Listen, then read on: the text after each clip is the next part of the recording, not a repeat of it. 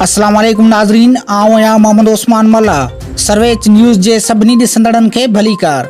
Bulletin में शामिल कंदासीं हिन वक्त जी हिकु अहम ख़बर।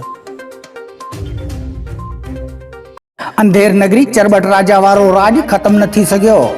जमहूरी हुकूमत हूंदे बि गैर कानूनी अमलनि जा अजीब कारनामा थियण लॻा।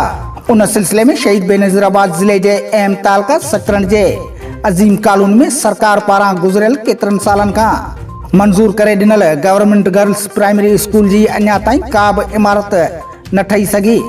ॿारनि जी का बि दाख़िला न हुअण, स्कूल जे कागज़नि में हलण ऐं उस्तादनि समेत ॿिए अमले तरफ़ां घर वेठे पघारूं खणण जो इंकशाफ थियो आहे। अहिड़ो इंकशाफ बाख़बर ज़रियनि गवर्नमेंट गर्ल्स प्राइमरी स्कूल अज़ीम कॉलोनी सकरन जे सिम्स कोड जे ID 417030-390 मिलण बैदि कयो आहे।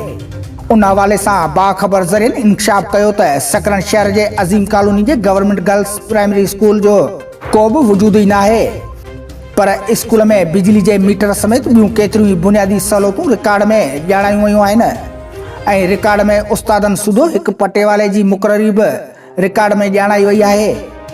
ज़रियनि मुताबिक़ सरकार तरफ़ां सालनि खां क़ाइमु कयल स्कूल खे तइलीम खाते जे मक़ामी इंतज़ामिया सिर्फ़ कागज़नि में ॼाणाए सिंध हुकूमत जे अवामी ख़ज़ाने मां गैर कानूनी तौर ते बजट वठी रही आहे, पर अहिड़े नाले जे स्कूल में हिन महिल ताईं कंहिं बि न्याणी खे तइलीम न ॾिनी वई आहे।